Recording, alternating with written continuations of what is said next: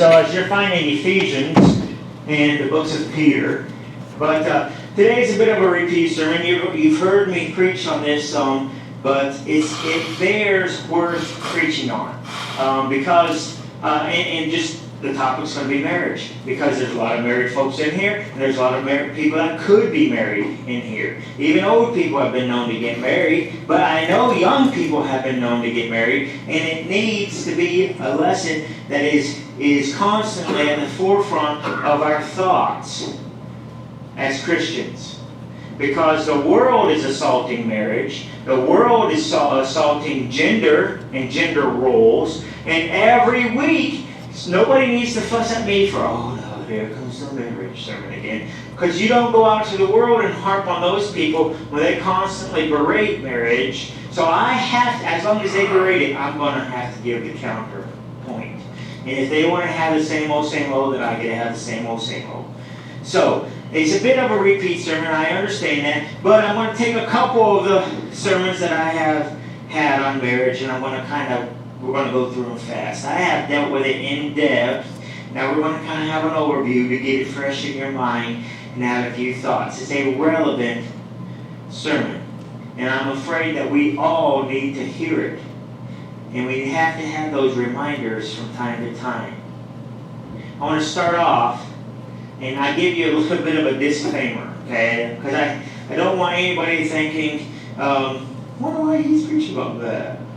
Or, is it for me? Well, it's for you because God wants it for you. It's not because I want it for you. So if God tells me to preach about it, I can't say it's not for you. Definitely, probably for you. But it's not because I decided it or I noticed something. No, I don't notice nothing. I just do what God tells me to do. So that's the only reason I'm going on it. But here's one of the things that initiated. September 4th, what was that? A week ago tomorrow. No, a week ago yesterday. So we're talking, this is an article I come across. Okay, here's the title. Unusual ruling, Kentucky judge denies a couple's divorce. Okay, that was the headline. Unusual ruling, divorce denied. Okay, in Bullitt County, Kentucky. An unusual ruling in a Kentucky divorce case has lawyers scrambling. Bullitt County Family Court Judge Monica Meredith recently declined to grant a divorce and instead sent the couple back to counseling. Okay? Doug and Nicole Potts married 13 years. They separated last year and since have agreed to put their child's needs ahead of their own. We are two very mature people, they said. Our marriage fell apart and we're being cordial for the sake of our child.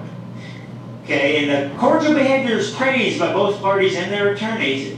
No one expected it to backfire because they went to court and the judge says, I get the vibe that you might be able to work this thing out. I could be wrong, but I still through a lot of divorce hearings, and she said, your marriage still has life. And she quoted the law. Here's the Kentucky law. See, back when the laws were written, people still had a pretty good understanding of Christian faith and biblical theology. But here's the Kentucky law. She said, before entering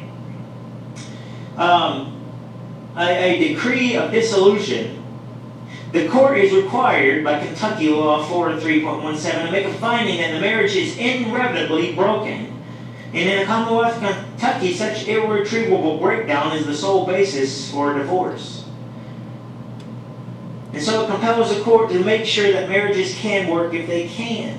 And the people were irritated that they might have to try to make the marriage work. So she sends them back to counseling, right? So that's the news article that piqued my interest, and that's one thing. Okay, I see the disrespect to marriage, and I see the attitude. It was put on social media. It was picked up. So a lot of these things happen. Our news is not news anymore. It's basically just you got a couple people getting paid big bucks to come up with something to say, and then all these other news outlets run it. So why KWWL needs to have a news story from Bullitt County, Kentucky, I don't know, but they run it and they put it on their social media, and what is intriguing to me is the comments of people.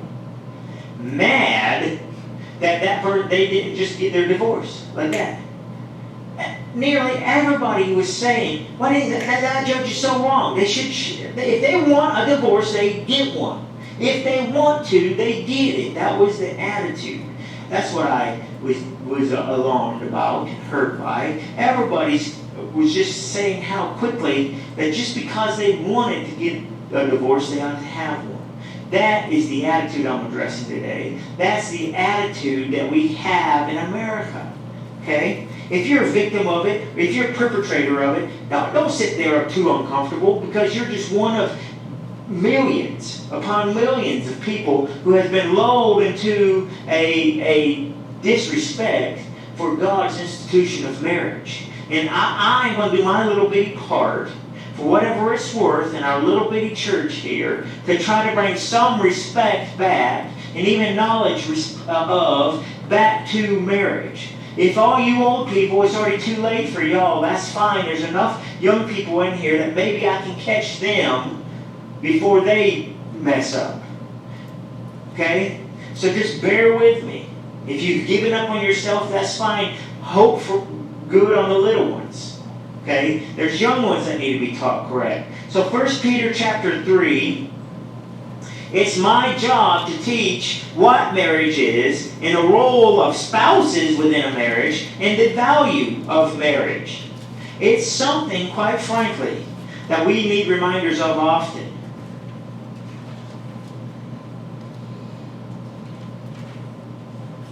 First Peter 3, 1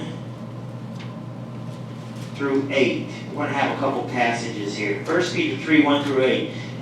Join in when you get there, if you're not there already. Likewise, you wives, be in subjection to your own husbands, that if not any obey not the word, they also may without the word be won by the conversation of the wives.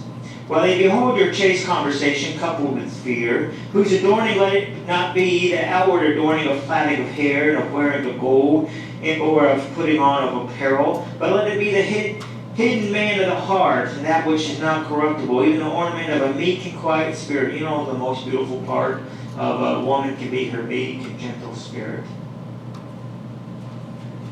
which is in the sight of God of great price. There is nothing more valuable to God than a woman's meek and gentle spirit. And that's just, it does not take a genius. It does not take a linguist. It does not take a grammarist to figure that out. I mean, you read that yourself with your own eyeballs, hopefully. For after this manner in the old time, the holy women also, who trusted in God, adorned themselves, being in subjection unto their own husbands. Even as Sarah obeyed Abraham, calling him Lord, whose daughters ye are, as long as ye do well, and are not afraid with any amazement. Likewise, you husbands, dwell with them according to knowledge, giving honor unto the wife as unto the weaker vessel, and as being heirs together of the grace of life, that your prayers be not hindered. I didn't have this in my notes, but if you're having a hard time having a prayer life and you don't see prayers answered, maybe you need to get right with your spouse. That's a rabbit trail. We're done with that one. Ephesians 5:22. Ephesians 5:22. Wives, submit yourselves unto your own husbands as unto the Lord, for the husband is the head of the wife, even as Christ is the head of the church, and he's the Savior of the body. Therefore, as the church is subject unto Christ, so the wives be subject to their own husbands in everything. Husbands, love your wives, even as Christ also loved the church and gave himself for it. I should finish the passage, but I just cannot help myself. Husbands say, I would die to protect my wife. And that's what they think that means. Here, let me give you a little example. I would die to protect my wife, but don't ask me to cancel golf with the boys. I would die for my wife, but don't ask me to run that old pickup one more year. I would die. I would protect her. Give me some. I'm just waiting. I'm sitting at the door every night waiting for a bad guy to shoot to show how much I can protect my wife. But don't ask me to not go fishing tonight. So I'll just throw that in there. Okay, husbands, love your wives, even as Christ also loved the church and gave himself for it. Christ was given to the church before he ever died. He gave all of himself. for his bride, that he may sanctify and cleanse it with the washing of water by the word, that he might present it to himself a glorious church, not having a spot or wrinkle or any such thing, but that it should be holy and without blemish. Most of the time, if you've got problems with your spouse, it's probably your fault. And don't ever talk bad about your spouse. You picked them. But anyways, you ought to be the one building your spouse up, that he might present it to himself, verse 27, a glorious church, not having spot or wrinkle or any such thing, but that it should be holy and without blemish. And marriage is a picture of the relationship Christ has with the church. And when we talk, we're going to have a marriage feast with the Lamb, and the bridegroom cometh. Bridegroom, I used to get so confused as a young person. We're talking pretty young. What a bridegroom was, but I heard the word bride, and I thought bride is a female. No, bridegroom is just groom. It should be groom. So that's what we're talking about. The bridegroom, the groom comes. So anyway, so ought men to love their wives as their own bodies. He that loves his wife loves himself. For no man ever yet hated his own flesh, but nourisheth and cherisheth it, even as the Lord the church. For we are members of his body, of his flesh, of his bones. For this cause shall a man leave his father and mother, and shall be joined unto his wife, and they two shall be one flesh. This is a great mystery, but I speak concerning the Christ and the church.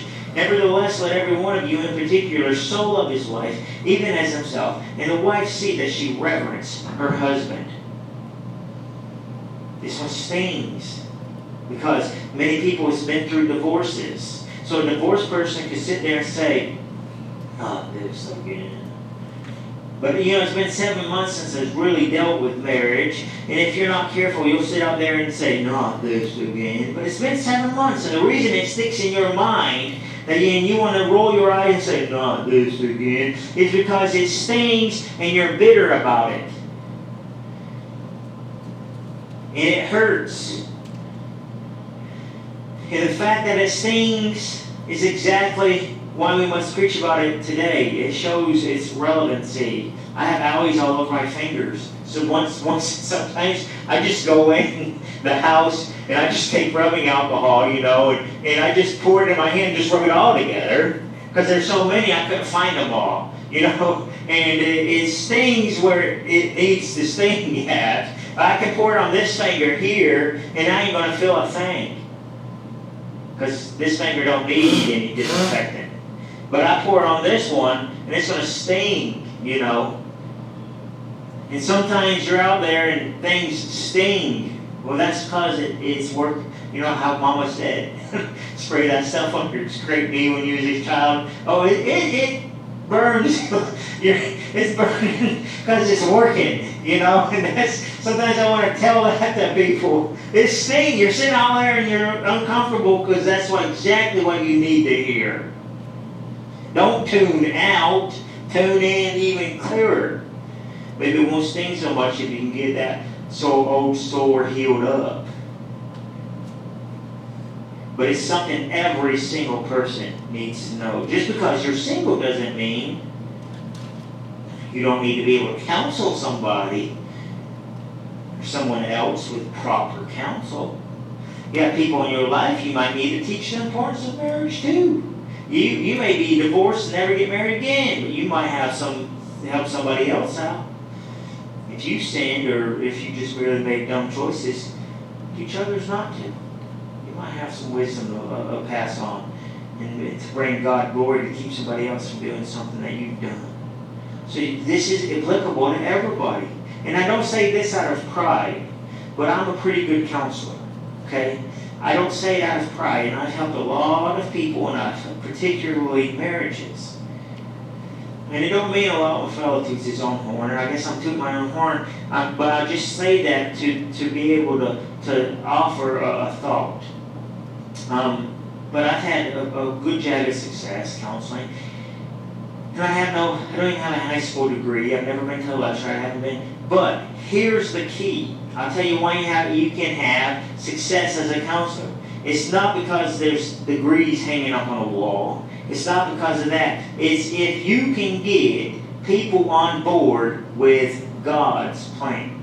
If you get counseling is simply, and I've told you this, I'm going to tell it to you again just in case you forgot. Counseling people, whether it's been a life coach, marriage counseling, grief counseling, or whatever, is getting people in line with God and His will. Okay? That's the key to counseling. Getting men and women on God's program. Counseling is getting people on God's agenda. Marriage is always a success if both parties are on God's program. I hate it that sometimes only one party is. I hate it. But if you have, I tell you, marriages are a success when both people are in God's will, on God's program, on His page, in His agenda.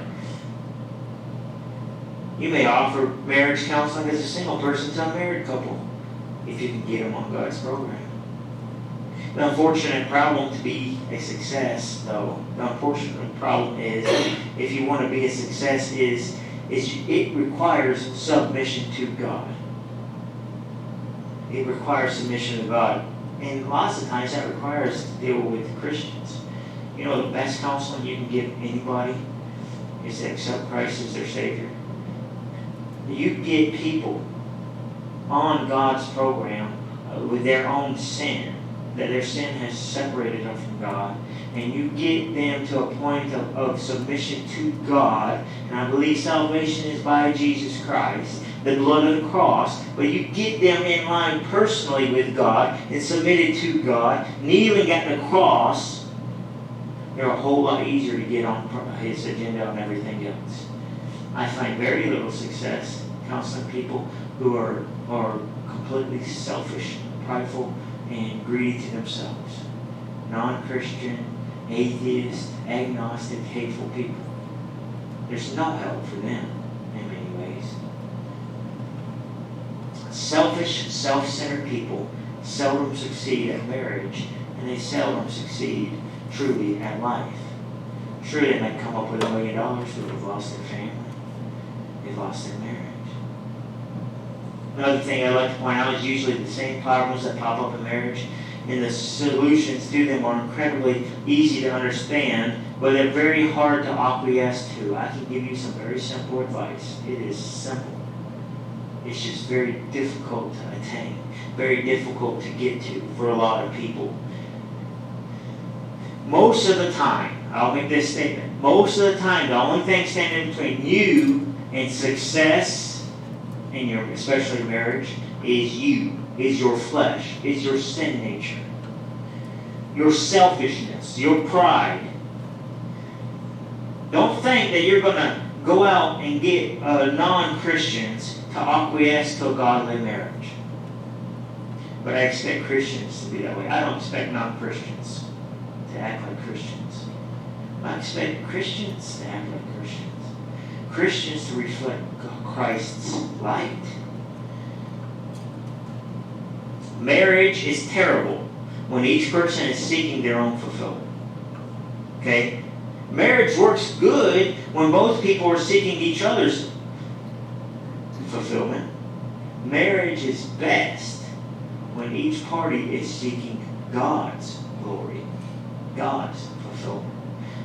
See, the world can have a modicum of success in marriage because they might have a little trick of treating, seeking each other's fulfillment. That will work to a certain degree. But you know what the absolute best secret to marriage is? When each person is seeking God's glory and God's fulfillment, and then they can best find the other person's fulfillment.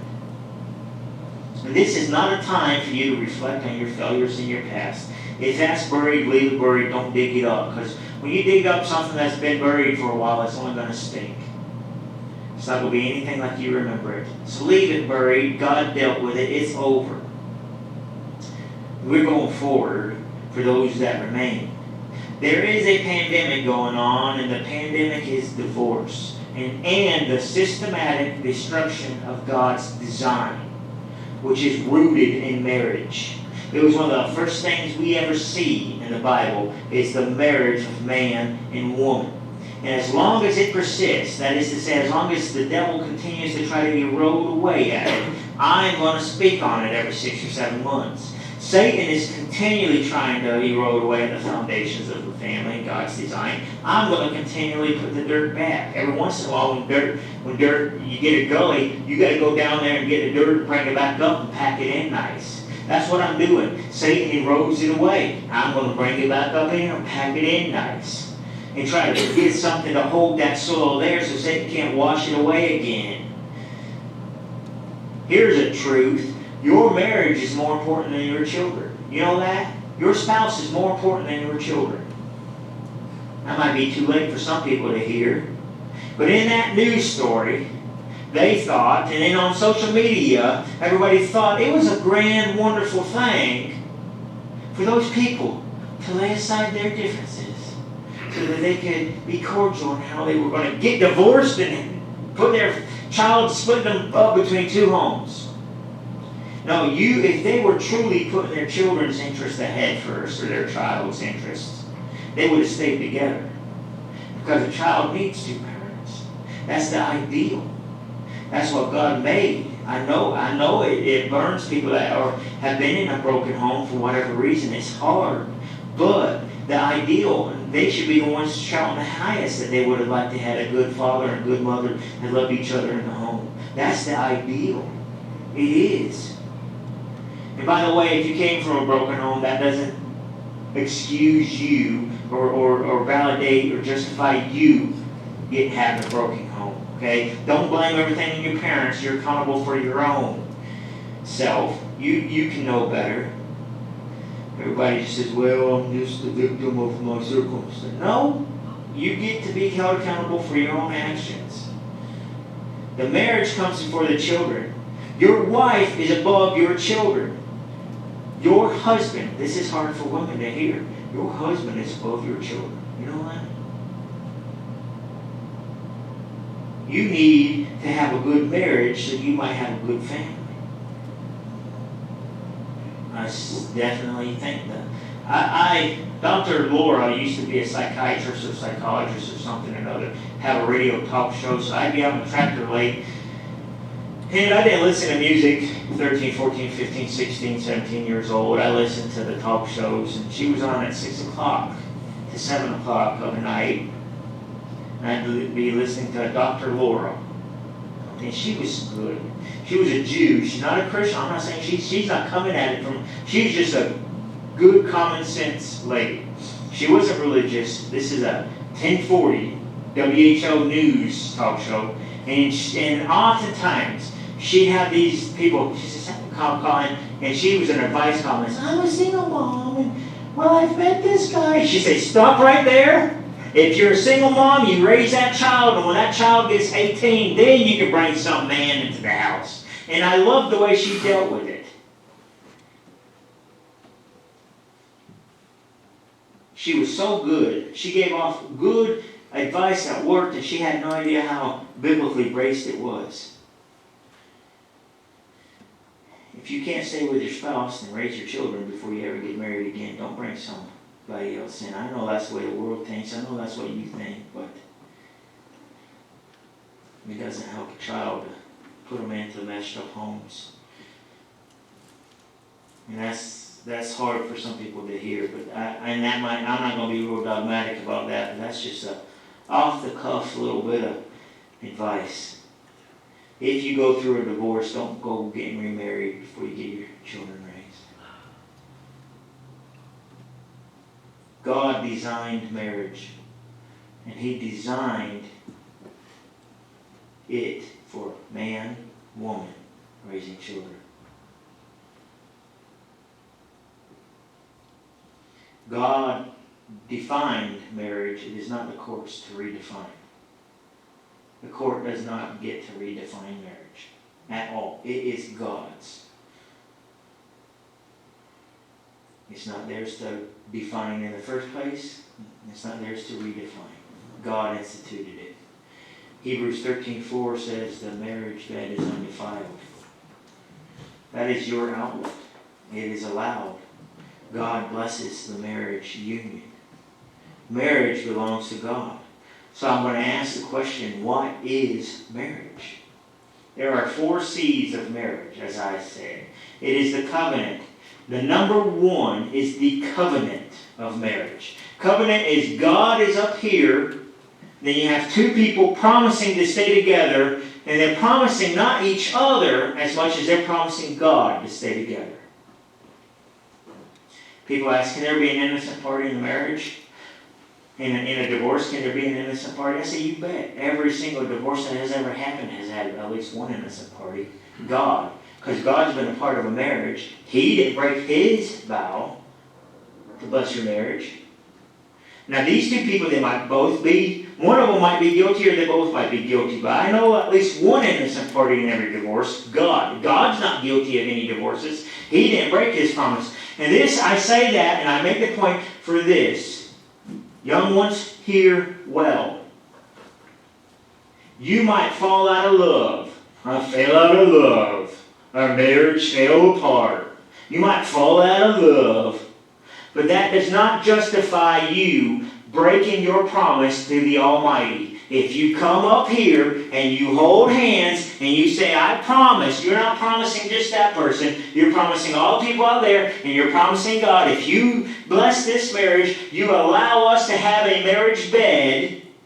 You allow that and you bless it and you condone it. And you look in each other's eyes, they think they're promising each other, but you're promising God. Now you might fall out of love with that other person. That doesn't mean you get to break a promise that you made to God. You best be careful breaking your promises that you make to God. That's a promise you ought to keep.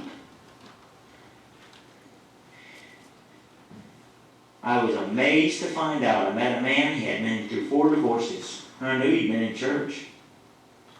And I explained to him what marriage was in that sense. He had never contemplated that he had broken a promise to God. It was like lights lit up in his face. And he's absolutely then understood. He couldn't figure things out. I said, you broke promises to God. Every time you got married, you made a promise to God. And now you just break those like flippantly. Boy, when you start thinking about it, maybe you shouldn't be breaking a promise to God. It's a little bit different. You might hate the person you're married to. Might not like them, you might not love them. But God doesn't deserve for you to break your promise to Him. Now, I will say sometimes that one person can destroy an entire marriage. I will admit that. You better make sure it's not you.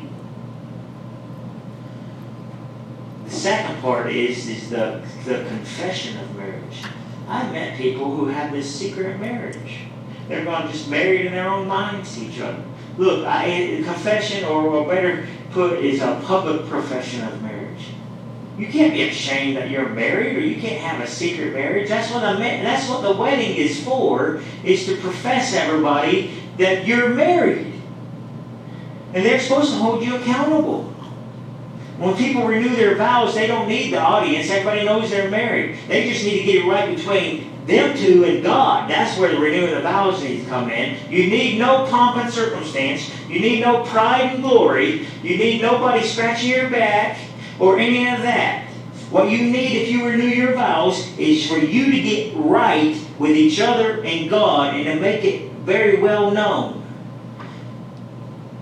You've already told everybody you're married. That's part of marriage. It is part. The third part is the contract of marriage, and the fourth part is the consummation. The contract of marriage. I don't care if you ever get a marriage license. Some people come to me and they think the marriage license is what makes them married. They've got it backwards. It's these 3 other things that makes them married. The contract is the last of my concern. The contract is when you go to the courthouse and you take out a piece of paper and they put both your names on it and they have a state seal on it, and you are entering a contract just like taking a mortgage out or a promissory note for a loan, and you're saying we are going to enter into a corporation together. It is no longer Adam and Jill individual. It is Adam and Jill partnership, and we have this contract, and if we ever want to dissolve our contract, this state is to decide and mediate. That's all a license is. That's it. I don't care if you got it. You know why? Because You should never have the option of dissolving that partnership. I'm happy for people not to have the license, because they should never even contemplate having the court decide who's going to go what way. So don't get a contract, as far as I'm concerned. Have a covenant marriage. God is holding you together instead of Uncle Sam allowing you to come apart. It's another thing. And then there's the consummation. There is more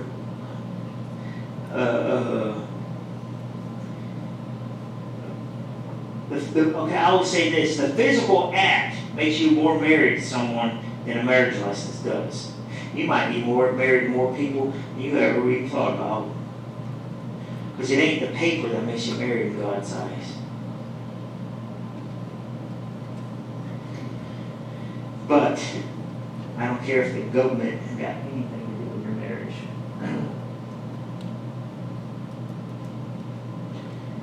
That's the 4 C's of marriage. Now within marriage, what are the rules of marriage? Well, if you ain't mad, you won't get mad. I'm just, when we get over this, I know nobody's going to want to talk to me. I'm just going to silently sneak out that door and go home and let you get over it until next week. But I ain't apologizing for it. Because it has to be said, because our society needs to value family and marriage. Husband and wife. There is no such thing as gay marriage. It's physically impossible, biologically impossible, theologically impossible, spiritually impossible, impossible. Polygamy is not a blessed union by God. Okay? One man, one woman, one husband, one wife. That's God's ideal. The husband is the head of the wife. Anyone out there with feminist tendencies just winced because they don't like to hear that the husband is head of the wife. They do not like to hear that they ought to defer to their husbands, or that God might lead that marriage and family and home through the husbands. No doubt some women married some sorry men. That means, I have to explain when I say sorry men, that means losers. Sorry. That's a common term in the South. If you say that's a sorry looking horse out there, that means it's a bad looking horse. And there's some women that, and it's their own fault, I hate to say it, that and they should admit to that, and they should not mind when I'm trying to keep young people from doing the same thing they did. They married sorry men. Don't you ever date somebody that you can't marry. It's never, ever about fun. If you know that that's the first point, that person is not marriage material, you run away and don't look back. Don't you ever get, because emotions and the flesh will suck you in.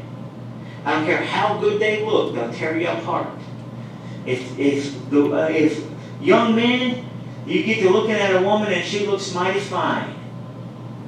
But if you get around and there's any part of her that is not marriage material, you get out of there. Because your eyes have deceived you and lure you down into despair.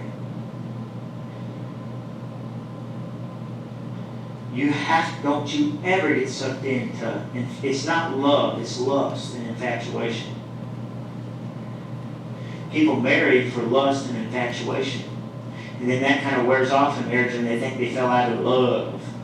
No, you never had love. You had lust and infatuation. You marry for love, and the lust and infatuation will come.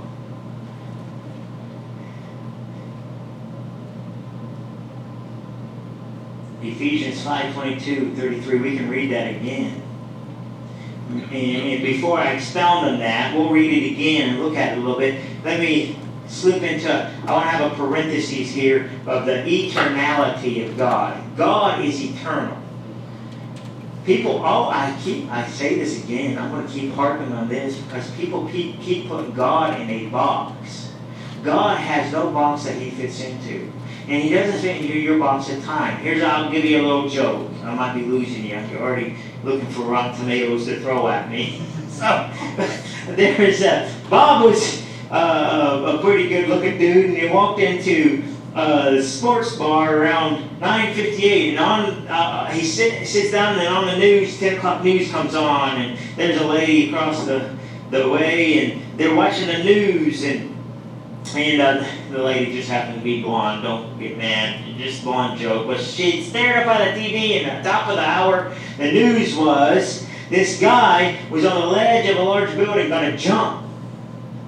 And the blonde looked over at Bob, and she said, "You think he'll jump?" Bob said, "You know what? I bet he'll jump."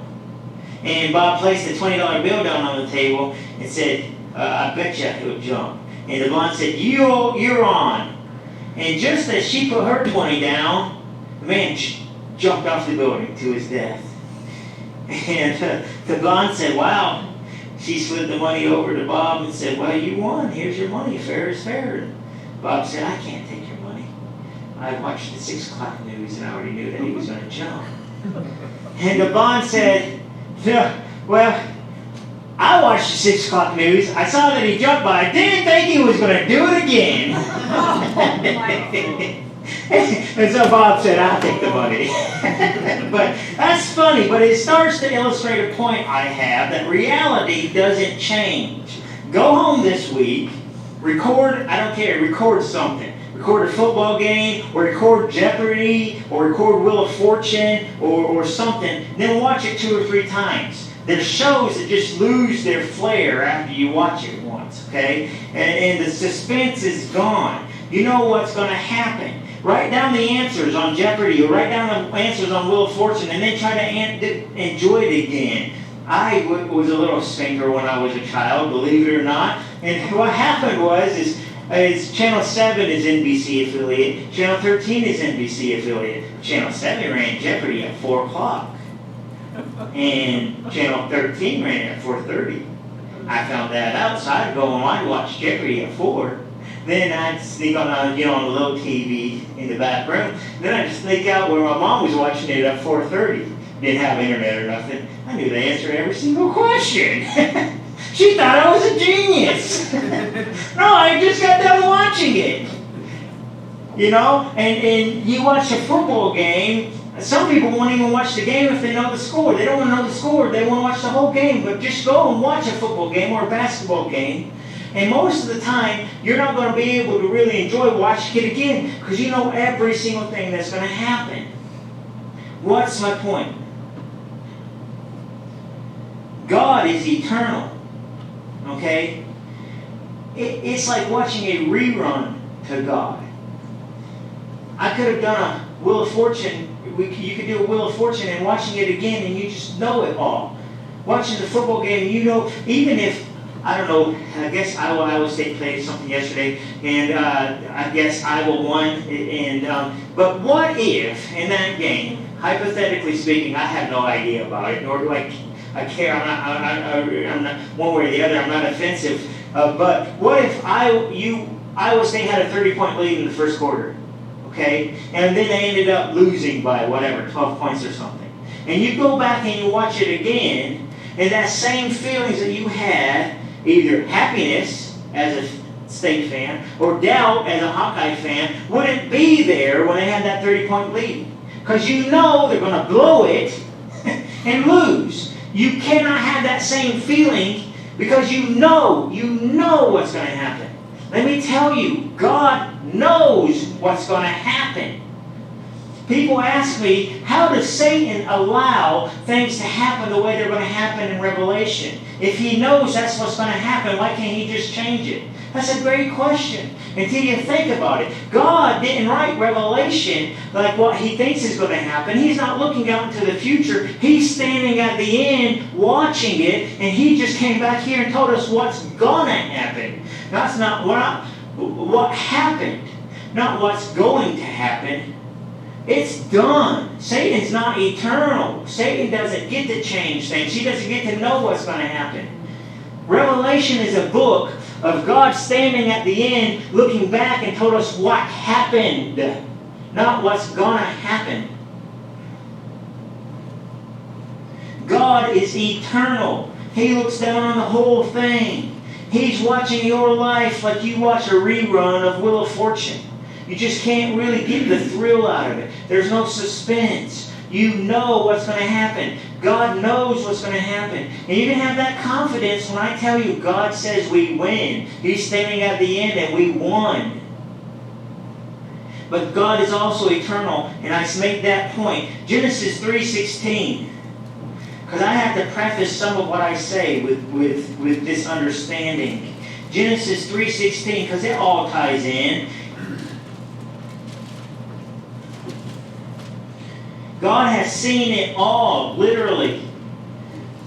He's not going through this with us. He's standing at the end waiting for us to catch up. He's over it all. He remembers what happens tomorrow like you remember what happened yesterday. He's watching a rerun. He's not predicting. He's explaining it to you. If I gave you a list of all the plays that was ran in a football game, they just happened all the way along. That's not me predicting what's happening. That's me telling you what happened. Genesis 3:16. Unto the woman he said, I will greatly multiply thy sorrow and thy conception, and sorrow thou shalt bring forth children, and thy desire shall be to thy husband, and he shall rule over thee. That is my disclaimer. I get an out. Because God, part of the curse of women was that you're not going to have labor like my cow can. My cow can pop out a calf, not wince, and go strutting over and eat grain 2 seconds later. You not have any. Women can't do that. 7, 8, 9, 10 hours of childbirth. It's not so pleasant for them. Okay? That's God doing that. That's God's design. God made it that way. But part of that curse is that they are going to have a yearning for a husband. They're going to have a desire unto their husband. There's a part of a woman that cannot be fulfilled until she has a godly man leading her. That's not me saying that. That's God saying that. So when I say some of this stuff, you blame Eve. You blame yourself. Don't blame me. Don't blame your husband. It's God's design. And then I'm going to back up and say God is eternal. You know what? God knew what to have you born as. Which gets me into the transgender. You want to talk transgender? God is not surprised when somebody's born a boy or a girl. He made them that way.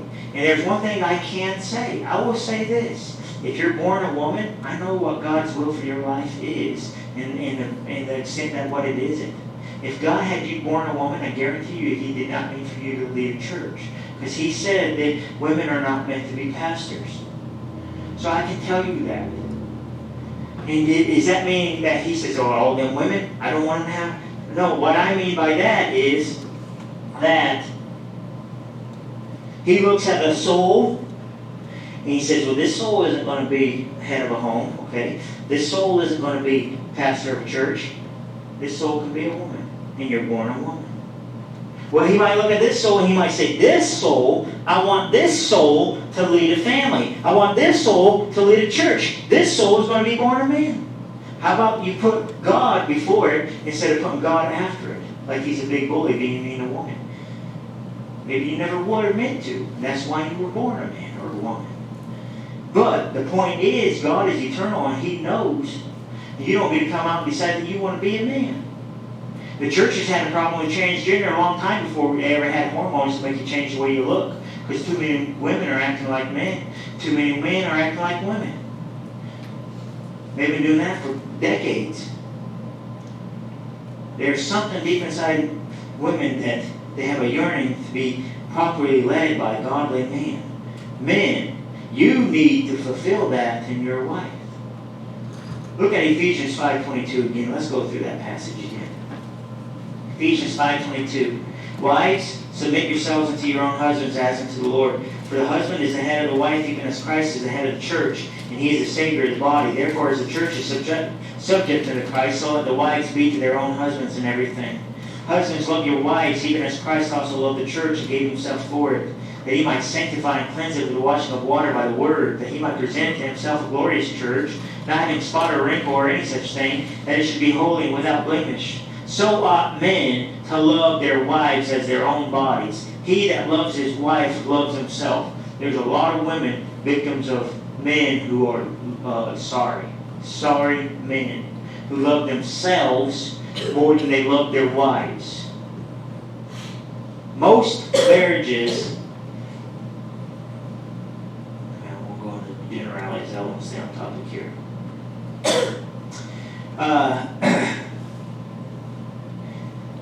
If God's not working a marriage of a man and a woman, He's supposed to do it. He desires to do it. I say He's going to do it. Men, love your wives. Verse 28, so ought men to love their own wives as their own bodies. He that loves his wife loves himself. For no man ever yet hated his own flesh, but nourishes and cherishes it, even as the Lord the church. For we are members of his body, and of his flesh, and of his bones. For this cause shall a man leave his father and mother, and shall be joined unto his wife, and they two shall be one flesh. This is a great mystery, but I speak concerning Christ and the church. Nevertheless, let every one of you in particular so love his wife, even as himself. And the wife see that she reverence her husband. Right there is marriage. There's two simple points. Men, love your wives. Wives, respect your husbands. Wives, you don't have to love your husband any more than I do. I'm told to love one another, love as a brother, and you're told to love in a brotherly way. But you, wives, are told to respect your husbands. You wonder why he's not leading you. I'm wondering why you're not respecting him. Most marriage problems are traced back to those two things. Husbands need to love. Wives need to respect. Husbands, your wives need to be loved. There's something inside of them that has to be loved. To know they have your unconditional love. You love them more than you love yourself. You will never leave them. Divorce is never an option. You would rather hurt yourself before you hurt them. Wives, you need to show your husband the utmost respect. That he does not need love. Wives think they need to show their husbands love. No, husbands need respect. God wired them that way. They can't do without it. Husbands, love your wives. That means she is your part. My heart goes out to the women who have not been loved. My heart goes out to women who are victims, and there are victims of divorces, and they were never loved by a good husband. They have never known what true love is. And my heart breaks for them. My heart breaks for men who's never been respected. But women, your children are not your priority. Your husband is. Your job, and husbands, your children are not priority. Your wife is.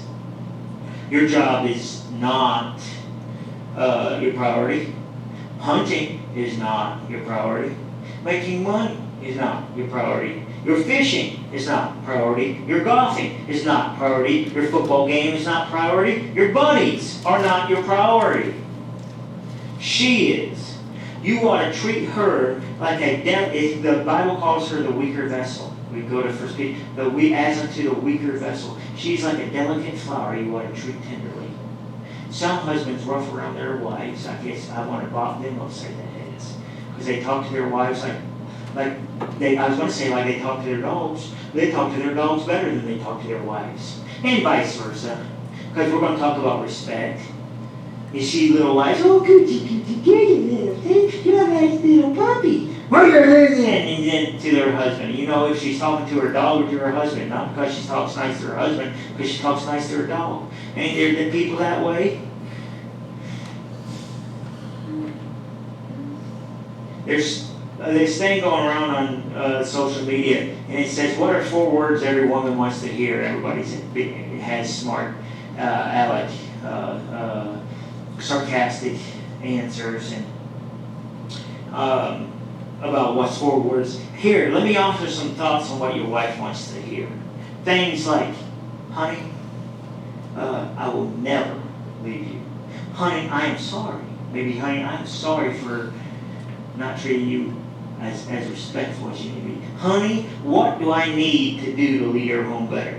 Honey, what do I need to stop doing? You know your wife is your helpmeet. That's what a wife is called. Eve was a helpmeet because apparently Adam needed some help in the garden. Not just labor, but sometimes maybe Eve seen some things that she needed to tell Adam about. Maybe your wife sees something in you and she needs to point out to you and you won't listen. She don't bother telling you. Maybe she would if you asked her. I don't know. I think many women would like for their husbands to sit down and stare deep into their eyes and ask, what can I do to be a better husband to you? What is it that I need to stop doing to be a better man? All around. What is it that, here's something, what is it, sweetie? What is it, babe? Whatever you call you, darling, honey, sugar plum. What is it that you don't think you can tell me? Boy, you better be ready if you ask that question. I don't know if I want to ask that or not. What is it? What is it that you don't think you can tell me? And husbands, you better be careful how you react. You can't get mad. Because that's your pride. You're going to have to swallow your pride if you ever dare ask that question. Because you don't have any right to get angry. You don't have any right to get offended. And if you react the wrong way, you're going to send your marriage in an exact wrong direction. Because you are to love her and treat her as a weaker vessel, a delicate flower. Your queen. You take, and what she says you need to take to heart. You don't say, well, but no, you're wrong about that because I do. No, I don't do that. No. You need to hear her. God created you a helpmeet. And maybe God might just speak to you through her. Maybe she's been humbly, meekly waiting for you to ask that question. I don't know. And here's the thing. You got to love her. Don't let your pride stand in that way. Women, you don't have to love your husband. Seriously. You don't have to. But you need to show him respect. You need to show him respect. If you were so blessed to have a husband that would try to love you in a way that would come to you and ask you to tell him what's wrong, he could do better, you have to understand the humility it takes for him to do that and show him some respect. Don't take that opportunity lightly. You owe him your respect. You better be careful how you treat him. So women, overall, do you respect your husband? Many times a husband acts the way he does because he's seeking respect. I think I'm going to say that a man ought to earn respect, but I'm going to also say, man, it doesn't say in the Bible, respect your husband if he deserves it. Respect your husband if you think he deserves it. Respect your husband if you think he's earned it.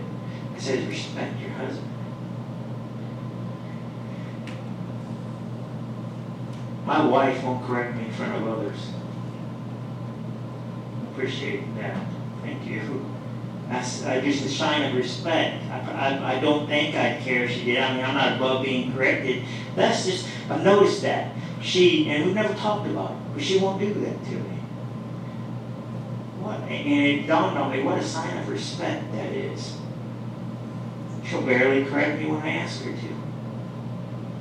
She's probably found that God does a better job thumping me upside the head than she does. But she shows me respect, whether I deserve it or not. I have been around couples whose only form of communication is bickering over stupid stuff. One thinks they're right, another person insists on correcting. No, you have to do this. No, I think I'm right. No, but this was your limit. No, and then that's the back and forth. And what are they bickering over?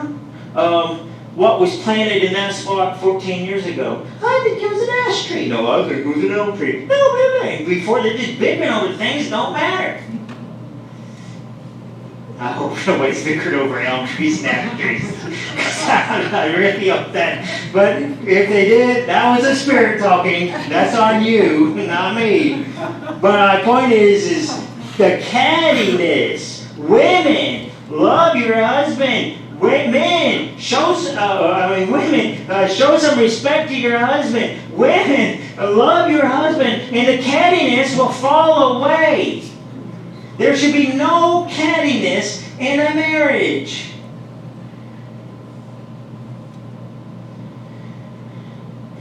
Man, back to you.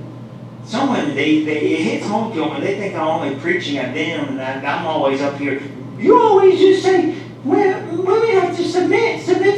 No, buddy, I'm on top of the men. Men, how about earning and deserving a little bit of respect? You don't have to make it so difficult for your wife to respect you. Earn it a little bit.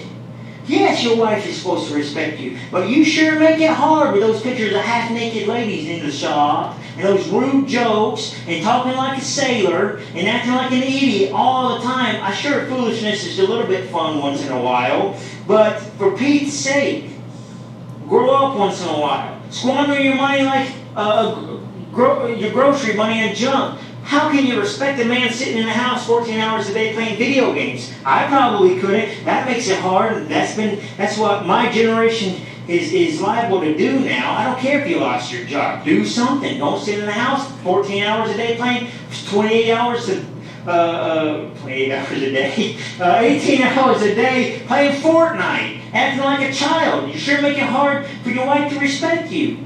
And then you give her your leftover time. Leftover time.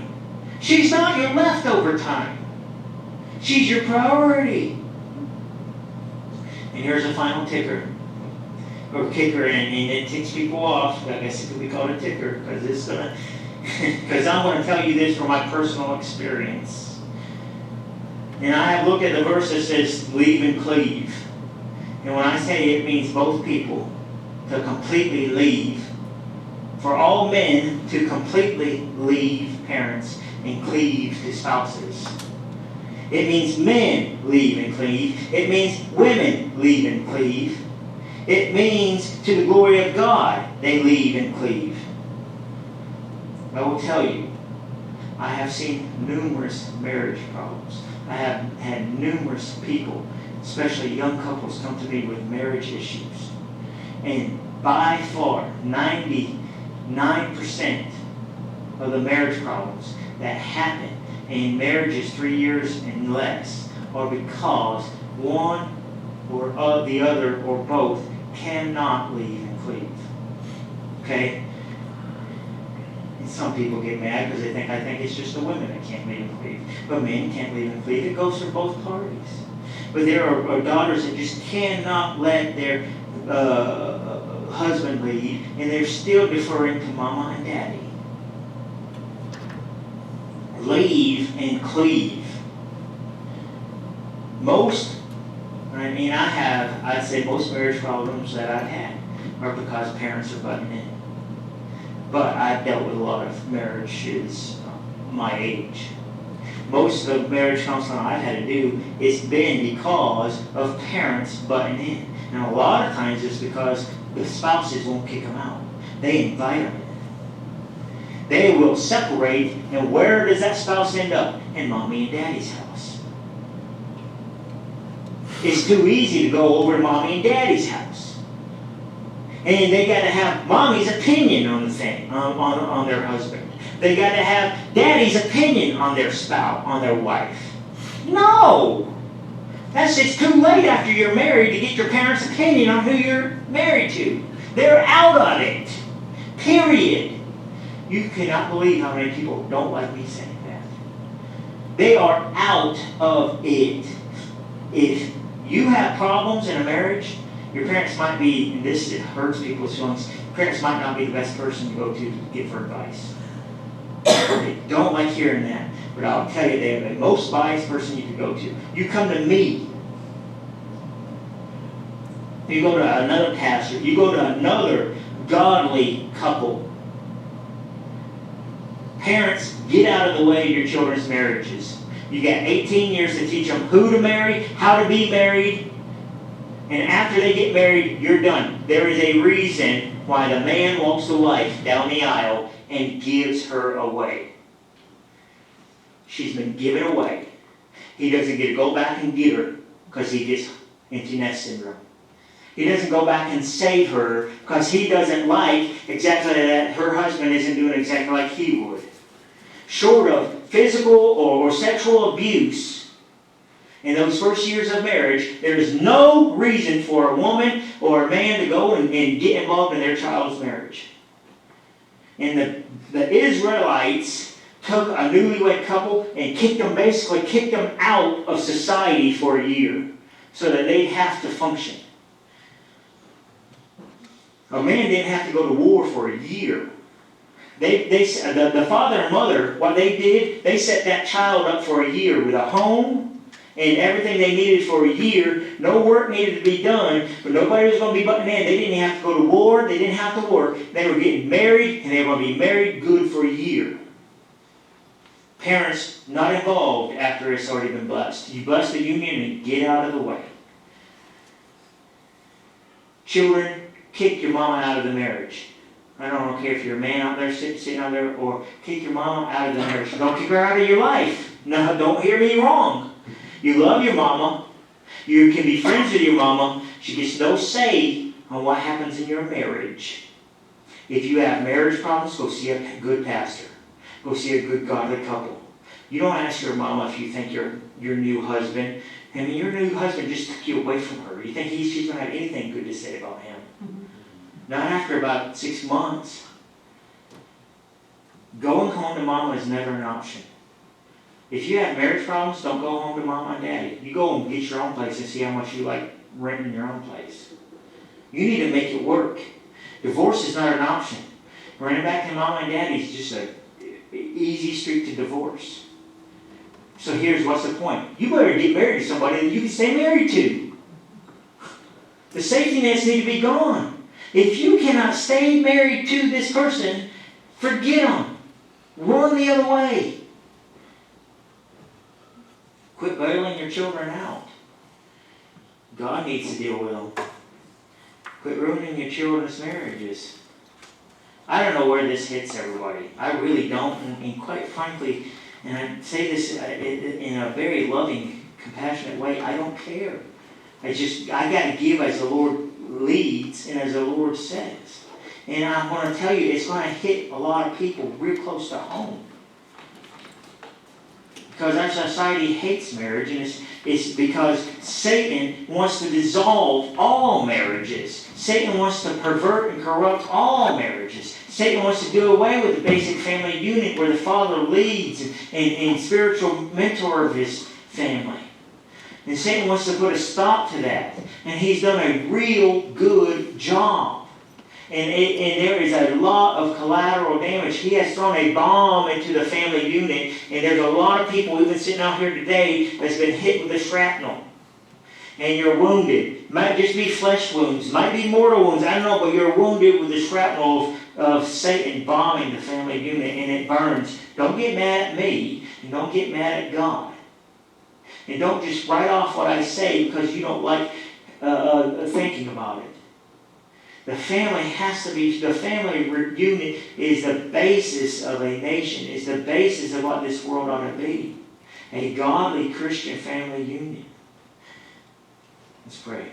Precious Heavenly Father, let us value our marriages if we are blessed to have them. Let us value the marriages of those that we're around. And maybe we need to be counselors too. Maybe we need to disciple people in the way they ought to be married. Maybe there's people out here who did it the wrong way.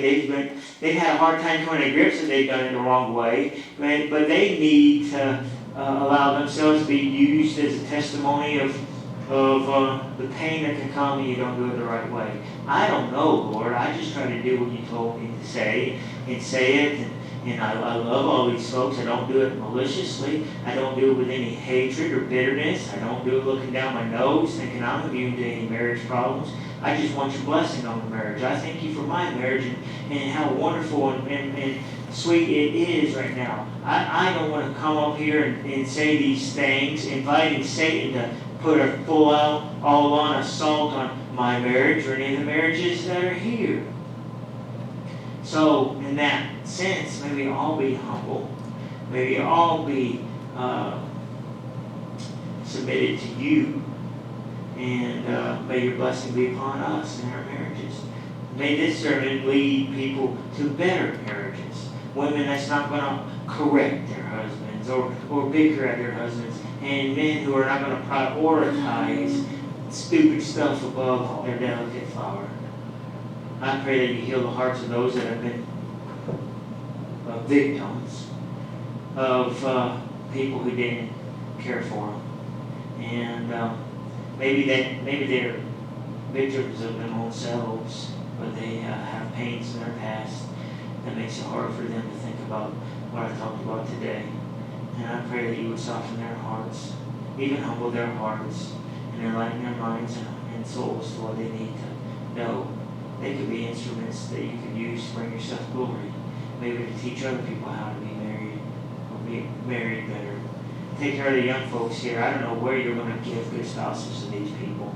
The good spouses are getting fewer and far between, Lord. And if I could go out and find them some good spouses, I certainly would. I don't know where they're going to come from, but I just pray you got them somewhere. And that the people, the young ones in this room, have the patience to wait on you, and you bring in them a spouse that you will bless, and that will be a blessing to them, and that they will complete. And I just pray you have them out there somewhere. And don't let these young folks get into stupid, ridiculous, worldly marriages. And keep them from sanctifying them to yourself. In Jesus' name, amen. Amen. 401.